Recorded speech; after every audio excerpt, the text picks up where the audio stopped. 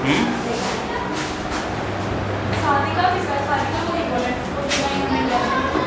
थोड़ी आएगी वो, अब क्या है, अभी थोड़ी आएगी वो, आज नहीं आएगी ना। हाँ तो वो अब तुम्हारे साथ नहीं है तो फिर अभी थोड़ी आने वाली है। तो उसका वो क्या हुआ, एक ऑटो वाला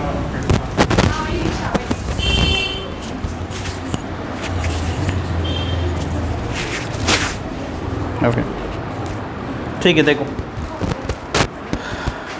ध्यान से समझना, देखो कुछ है नहीं, mean median mode statistic start कर रहे हैं, और जो इसमें याद रखने वाली बात है वो है फॉर्मूला। पूरा का पूरा जो चैप्टर है ना वो फॉर्मूला पे बेस्ड है, तो इसको अच्छे से एक बार समझो क्या है, ठीक है, और क्या करना है। देखो हम ना 18 जो चैप्टर है आपका उसको वो कर दो, खोल देना लॉक। देखो स्टैटिस्टिक की बात कर रहे हैं, अरे वो लॉक है। देखो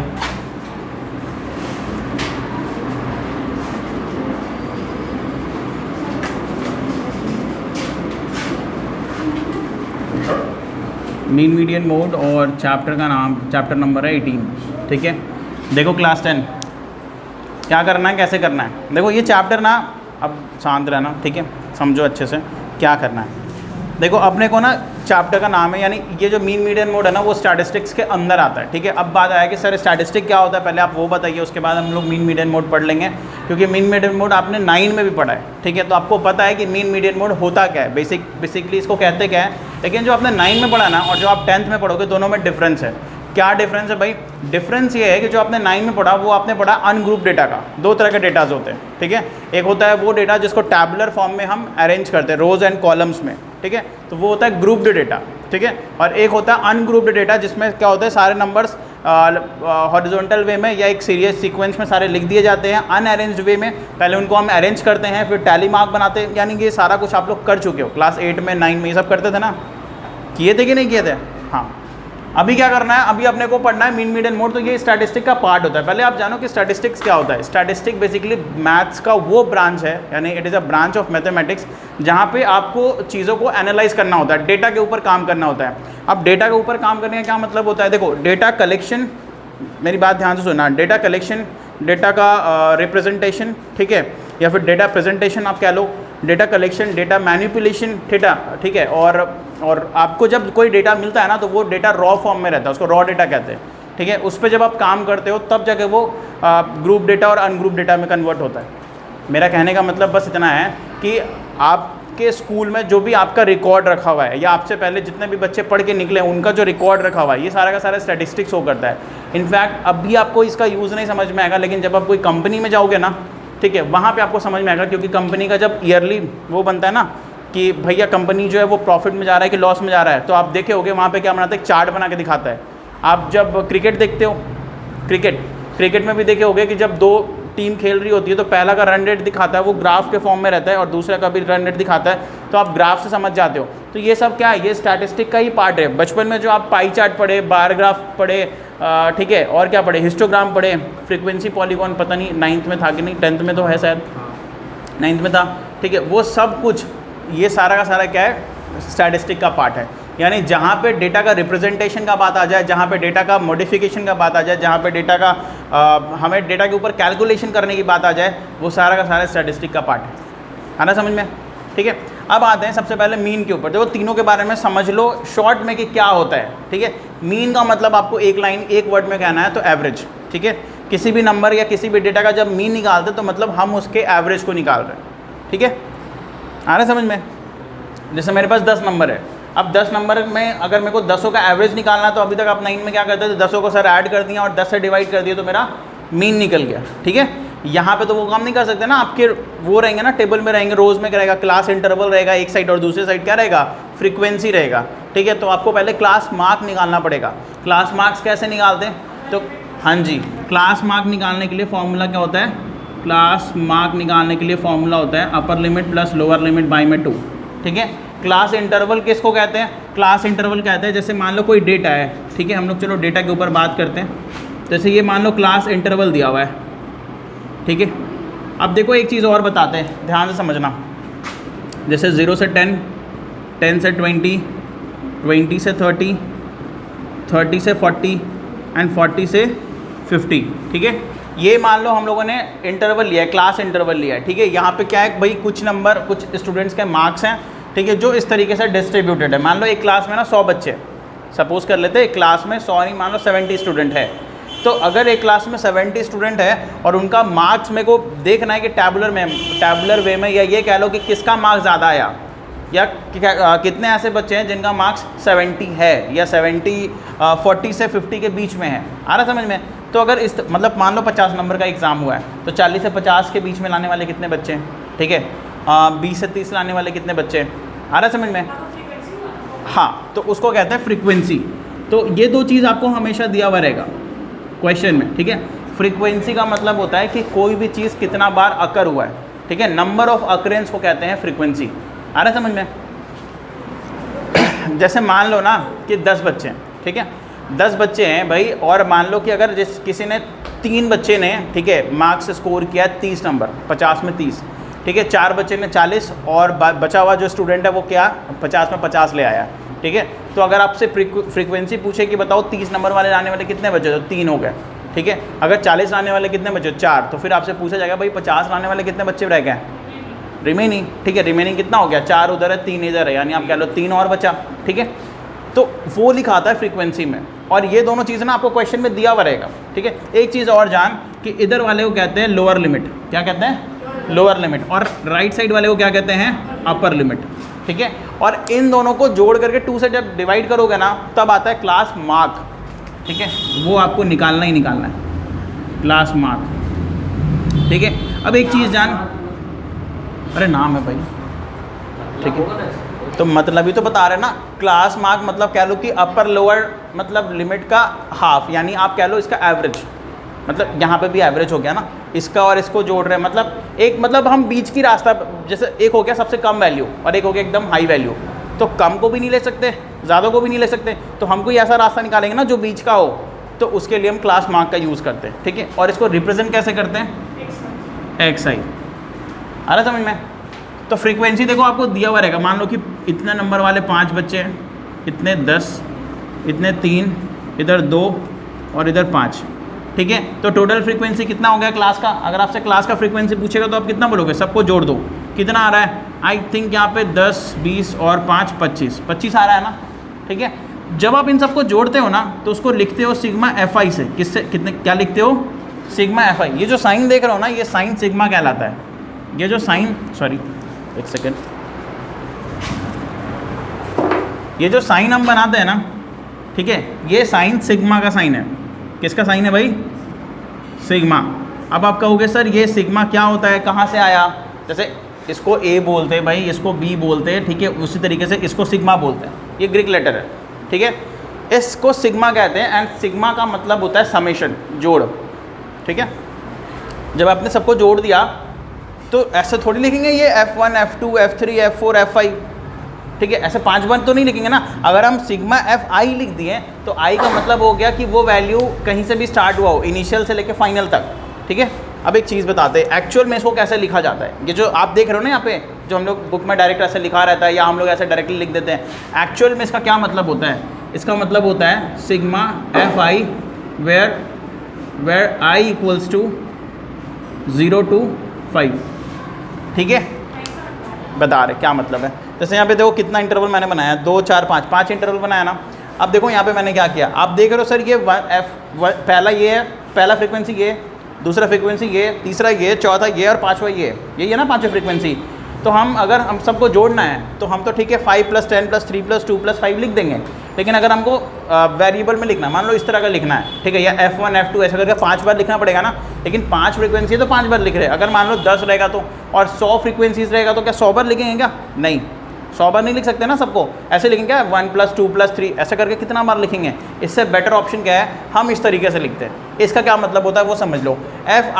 Fi का मतलब होता है I एक वेरिएबल है जिसका स्टार्टिंग कहाँ से हो रहा है, 0 से, ठीक है, और एंड कहाँ पे होगा 5, ठीक है, 5, क्योंकि ये अपर, देखो ये सिग्मा जब लिखाता है ना, तो सिग्मा के नीचे जो लिखा रहता है वो इनिशियल पॉइंट होता है, वहाँ से हम स्टार्ट करते हैं, और सिग्मा के ऊपर जो लिखा रहता है वो फाइनल डेस्टिनेशन होता है, जहाँ तक हमें पहुँचना है।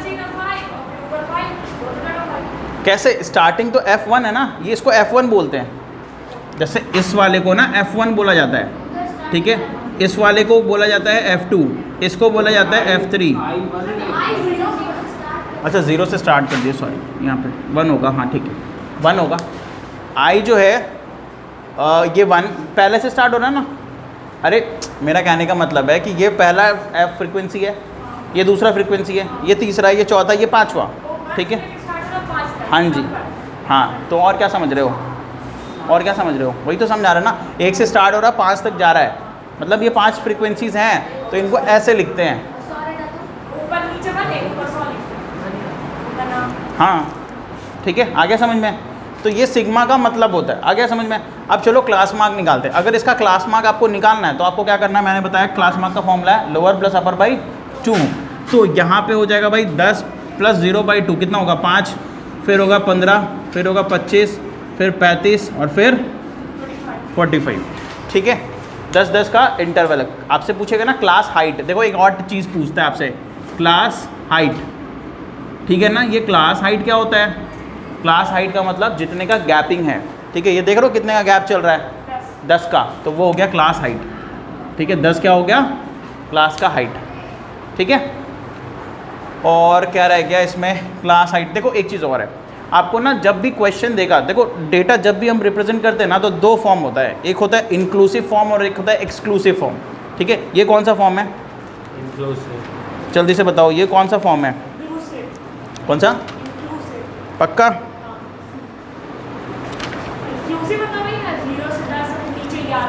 हाँ जी, ठीक है, वो इंक्लूसिव होता है, ये एक्सक्लूसिव है। हाँ जी, ठीक है, वो इंक्लूसिव होता है, ये एक्सक्लूसिव है। इसमें क्या होता है, इसमें क्या होता है 0 से 10, 10 से 20 हो रहा है। इंक्लूसिव वाले में क्या होता है 10 को किसमें लेंगे? 10 को इसमें लेंगे, ठीक है, उसमें नहीं लेते। और उसमें क्या होता है इंक्लूसिव वाले में 10 को इसी में लेते हैं, क्योंकि ये 0 से 10 होता है और फिर ये 11 से स्टार्ट होता है।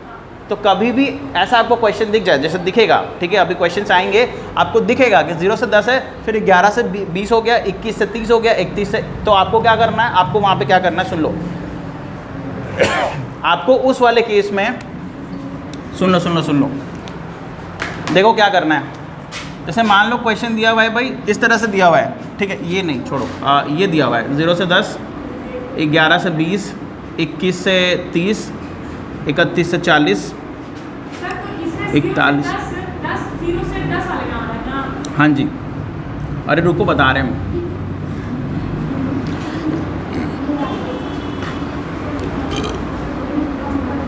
ऐसे इसकी ज़रूरत नहीं पड़ेगी। देखो यहाँ पे समझो, सुनो, इस तरह से अगर क्वेश्चन आएगा तो ये इंक्लूसिव फॉर्म है। तो हमें जब भी इंक्लूसिव फॉर्म मिले तो उसको एक्सक्लूसिव में बदलना है, तब बनाना है, ऐसे नहीं बनेगा क्वेश्चंस, ठीक है। अब बोलोगे सर इसको इंक्लूसिव में, सॉरी एक्सक्लूसिव में बदलने के लिए क्या करना पड़ेगा, मतलब ऐसा दिखाने के लिए हमें क्या करना पड़ेगा।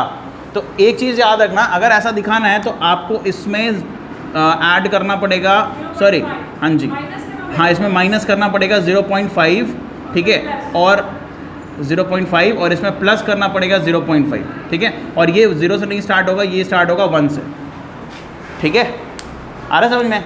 तो अब ये क्या बन जाएगा, अब इधर बन जाएगा 0.5 से लेके कहाँ तक 10.5, फिर 10.5 से लेके कहाँ तक 20.5, फिर 20.5 से लेके कहाँ तक, हाँ जी 30.5, फिर 30.5 से लेके कहाँ तक 40.5, एंड 40.5 से लेकर के 50.5, ठीक है। तो ऐसे बनाना है। हाँ, अब 10.5 यहाँ होगा, ठीक है, 10 यहाँ पे होगा, 10 यहाँ होगा। अरे इसमें क्या किया ना, इसमें 0.5 माइनस किए इधर वाले में और इधर वाले में प्लस कर दिए, तो इस तरह से दिखने लगा। देखो ये और ये सेम है, ठीक है। तो अब समझ लो भाई मीन निकालने का तरीका। मैंने आपको बोला ना मीन का क्या मतलब होता है, मीन का मतलब होता है एवरेज, ठीक है। मीन निकालने का आपके पास 3 फार्मूला है, यानी 3 मेथड है आपके पास। कौन कौन भाई? देखो 3 है। पहला है डायरेक्ट मेथड, डायरेक्ट मेथड, ठीक है। दूसरा है assumed mean, assumed mean method, ठीक है। और तीसरा है स्टेप डेविएशन मेथड, ठीक है।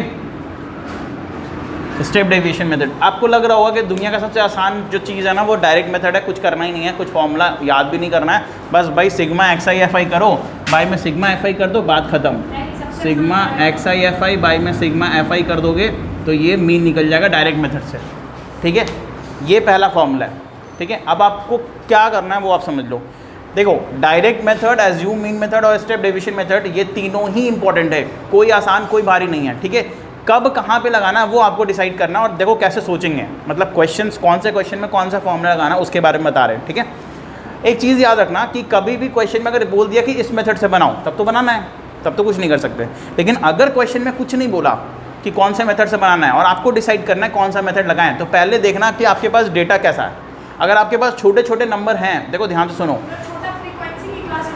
छोटा फ्रीक्वेंसी और क्लास इंटरवल भी दोनों ही मैटर करता है, ठीक है। आपको देख के पता चल जाता है ना कि सर बड़े बड़े नंबर्स है, बड़े बड़े वैल्यूज़ है, ठीक है। और ये भी देख सर छोटे छोटे नंबर है, पता कोई दिक्कत नहीं है, है ना।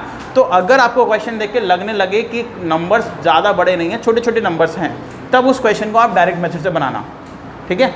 अगर आपको लगने लगे कि सर बहुत बड़ा बड़ा नंबर दिया है, इतना बड़ा नंबर अगर हम डायरेक्ट से बनाने जाएंगे तो बहुत ज़्यादा, क्योंकि मल्टीप्लाई करना होता है डायरेक्ट में, तो उस चीज़ को आप स्टेप डेविएशन से बनाना, ठीक है। और अगर लगे कि भाई डायरेक्ट से नहीं बन सकता क्योंकि इसमें कैलकुलेशन ज़्यादा है, ठीक है, और ज़्यादा टफ भी नहीं जा रहा है, तो एज्यूम मीन से बनाना। मेरा कहने का मतलब बस इतना है कि अगर आपको ईजीएस्ट लगे, सबसे आसान लगे नंबर्स, ठीक है, तो डायरेक्ट में जाना, थोड़ा सा टफ लगे तो आप एज्यूम मीन में जाना, और सबसे ज़्यादा भारी लगे यानी बहुत हेवी नंबर आपको दिखा रहे हैं, मान लो यहाँ पे लिखा हुआ है 1050, इधर लिखा हुआ है 650, इधर लिखा हुआ है 890, तब तो बहुत बड़ा बड़ा नंबर है, तो डायरेक्ट स्टेप डेविएशन, क्योंकि जितना बड़ा मेथड लोगे, जितना नीचे जाओगे मेथड में, उतना आसान हो जाएगा चीज़, लास्ट में आसान हो जाएगा, कुछ भी कैलकुलेशन नहीं करना पड़ेगा। आ रहा है समझ में?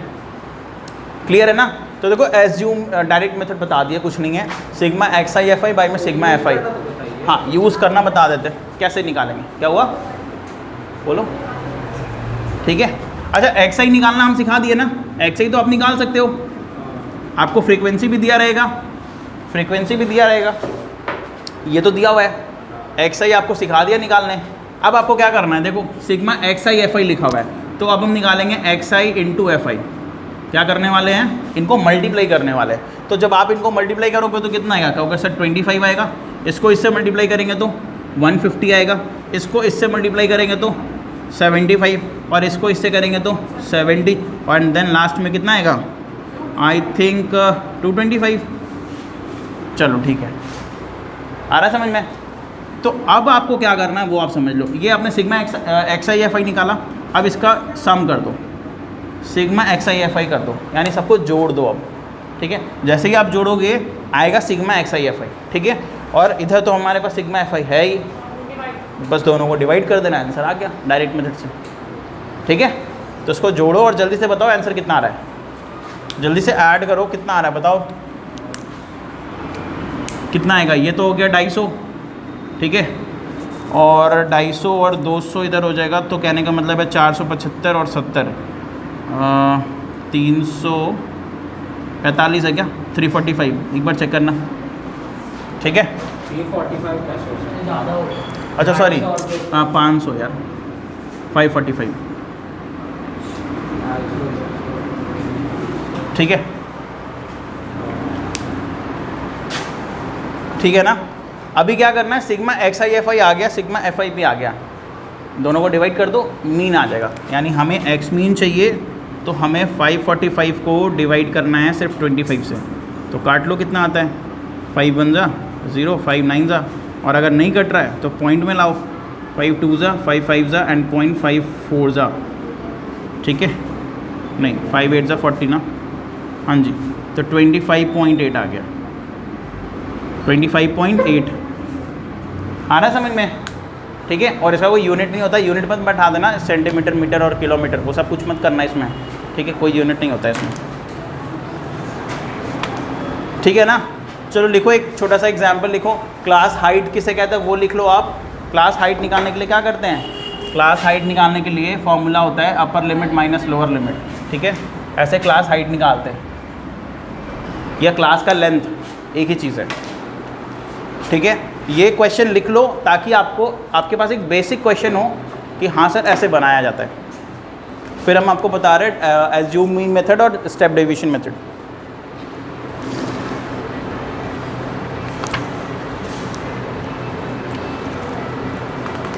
किसका बज रहा है मोबाइल? ठीक है, ये हो गया। ओके, एज्यूम मीन मेथड में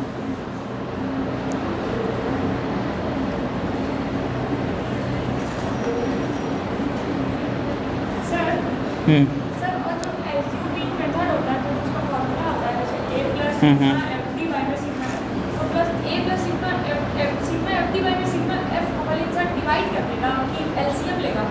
पहले डिवाइड कर लो अगर हो सके तो, और नहीं हो रहा है तो पहले एलसीएम ले लो, कोई दिक्कत नहीं है, कुछ भी करो। LCM लेते हैं तो बहुत लंबा जाता है। तो डिवाइड कर लो, अगर कट रहा है तो छोटा करने में क्या दिक्कत है? देखो कैलकुलेशन तो आपका अपना होना चाहिए ना, वो थोड़ी आपको कोई सिखाएगा कैलकुलेशन। हाँ ठीक है, तो आप देखो अगर कट रहा है, आपको लग रहा है डिवाइड करने पे मेरे को ज़्यादा अच्छा लग रहा है तो आराम से डिवाइड कर दो, और एलसीएम लेके लग रहा है छोटे छोटे नंबर है, एलसीएम लेके तुरंत बन जाएगा, देन एलसीएम ले लो। लेकिन काट के बनाओगे तो थोड़ा जल्दी बनेगा, ठीक है, क्योंकि कटने पे क्या होता है ना कि चीज़ें आधा हो जाती है, ठीक है, या कम हो जाता है, तो उसके बाद एलसीएम लेना और आसान हो जाएगा। हो गया ये चीज़, इरेज करें इसको। तो तुम दवाई वही कहीं ले रहा है? ठंडा पानी मत पियो, अभी ऐसे भी वेदर ख़राब है और तुरंत बारिश हो रहा है, कभी कुछ हो रहा है, मतलब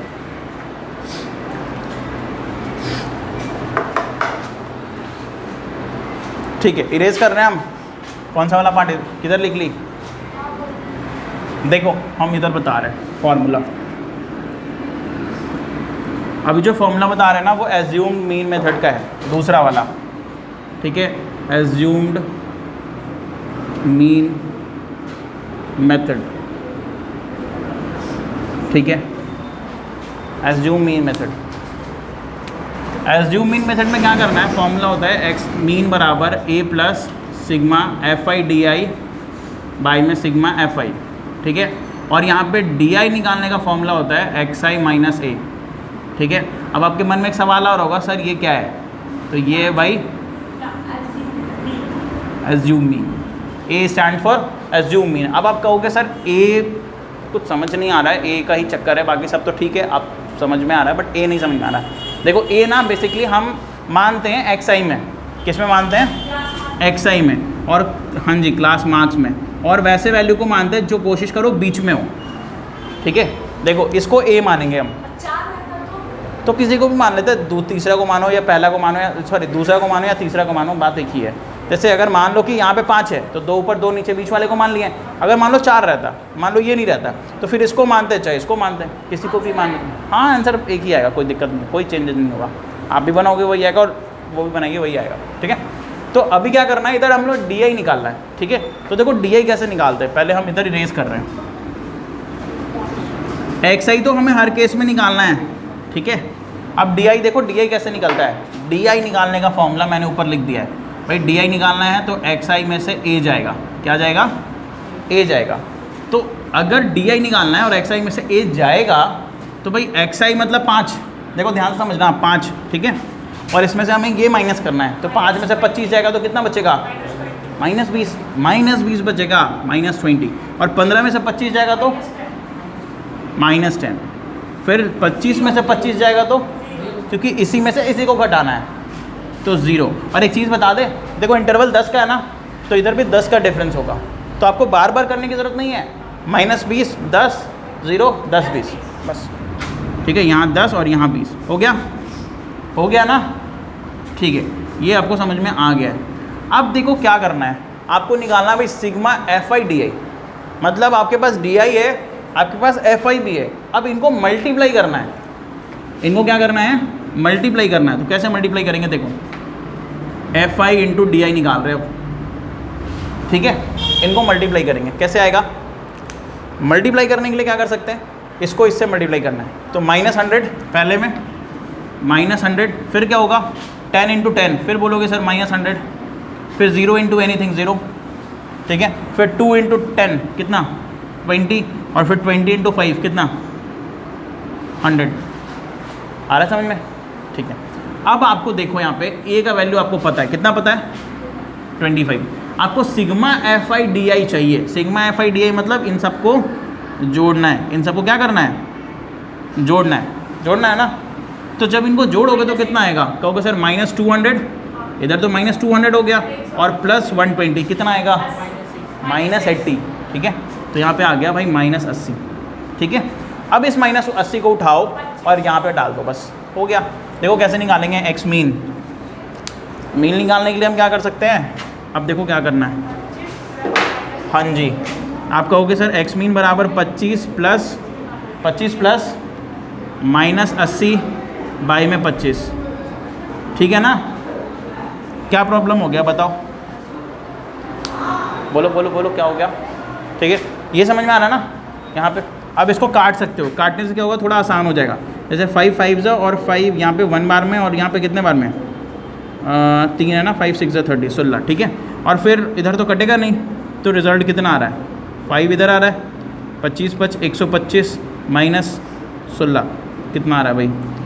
सॉल्व करोगे तो मेरे ख्याल से आएगा 10 गया तो 15 और 6 गया तो 109, 109/5 कितना आ गया, 109/5। और इसको अगर आप काटोगे तो 2 बार में, 1 बार में और पॉइंट। ठीक है, कितना आएगा, 25 उस समय कितना आ रहा था, 25.8। हाँ। अच्छा, कहीं पे गड़बड़ हुआ है क्या, कि हम लोगों ने कुछ चेंज किया है, नहीं कुछ चेंज तो नहीं किया है। नहीं मीन सेम आएगा। ठीक है, अगर वैरी भी करेगा तो पॉइंट के बाद वाला वैल्यू वैरी करेगा।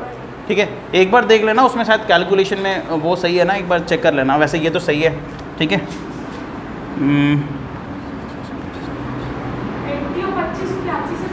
5 से, हाँ ठीक है, इधर आ रहा है 5 2 10 और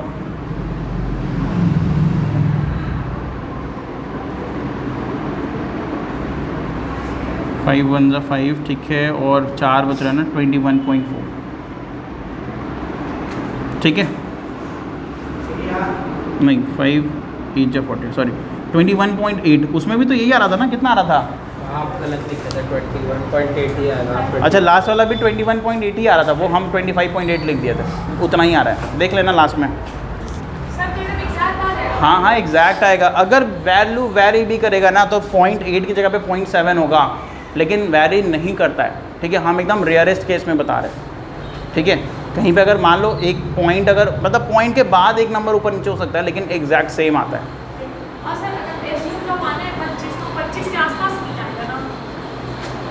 हाँ ऐसा कह सकते हैं।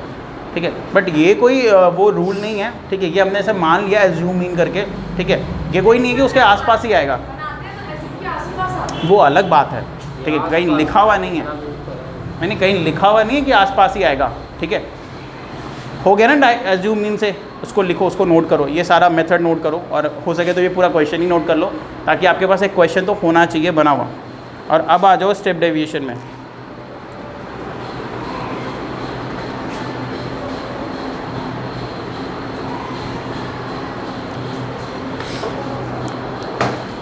और स्टेप डेविएशन में ना ज़्यादा कुछ नहीं चेंज होता, बस एक चीज़ और ऐड हो जाता है इसमें, वो है हाइट, क्लास हाइट। ऊपर इरेज करें फॉर्मूला,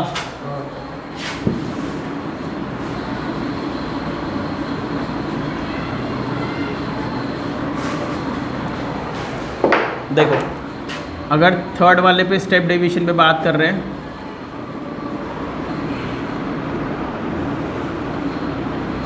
तो इसमें क्या करना है, इसमें फॉर्मूला होता है एक्स मीन बराबर a plus H into sigma F I you I by में सिग्मा एफ आई।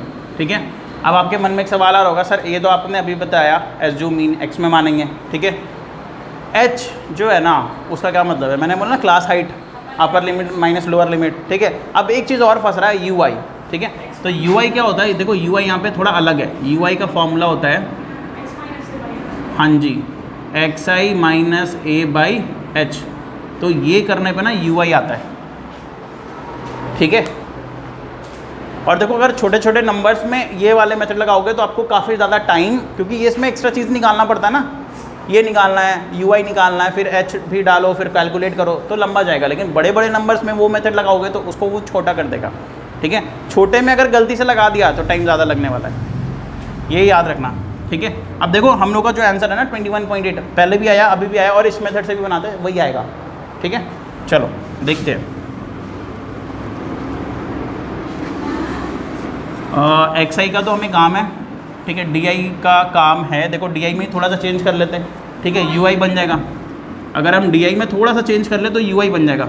क्या करना पड़ेगा बताओ? H से डिवाइड करो। बस H से डिवाइड करना पड़ेगा। अब देखो अगर हम यहाँ से DI हटा के UI लिख दें तो हमें बस यहाँ पे H लिखना है और कुछ नहीं, ठीक है।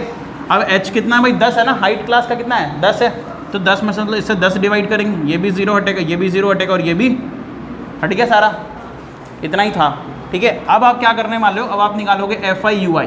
क्या निकालोगे? FI/UI, क्योंकि हमें चाहिए भाई FI/UI, और उसके बाद सिग्मा, यानी सब में जोड़ेंगे भी। तो कितना आएगा बताओ? -10, फिर कितना आएगा? -10, फिर 0, फिर इधर कितना आएगा? 2, और फिर नीचे में कितना आएगा? 10। तो रिजल्ट कितना आ रहा है भाई? रिजल्ट मतलब सिग्मा FI/UI कितना आ रहा है? कहोगे सर ये -20 और 12 कितना आ रहा है? -8, ठीक है। अब हमें डिवाइड कर देना है, चलो वो फॉर्मूला लगाते हैं अभी। x मीन बराबर a मतलब 25 प्लस हाइट यानी 10 इंटू कितना हो गया? FI/UI कितना है? -8, और y में कितना? 25। तो कहोगे सर ये आ रहा है 25 प्लस -80/25। देखो तो वही चीज़ आ गया ना, 5 से काटेंगे, 5 5 जा, और 5 से ये 16 बार में, तो रिज़ल्ट कितना आ रहा है भाई? 25 प्लस, ठीक है, 25/1 कह लो और -16/5 कह लो, एक ही चीज़ है। तो 5 LCM इधर आ गया, 125 - 16 यानी कि 109/5 यानी कि 21.8 आ गया। किसी भी मेथड से बनाओ आएगा सेम, ठीक है। आप बस डिसाइड करना एग्ज़ाम टाइम पे, अगर नहीं लिखा हुआ है कि कौन से मेथड से बनाना है, कि कौन सा मेथड लगाने से आपका जल्दी बनेगा, ठीक है। छोटा क्वेश्चंस है, मतलब छोटा छोटा नंबर्स है तो आप डायरेक्ट से लगा लो। थोड़ा बड़ा है एज्यूम मीन में जाओ, और बहुत बड़े बड़े नंबर दिए हुए हैं तो स्टेप डेविएशन में जाओ, ठीक है। चलो नोट करो इसको।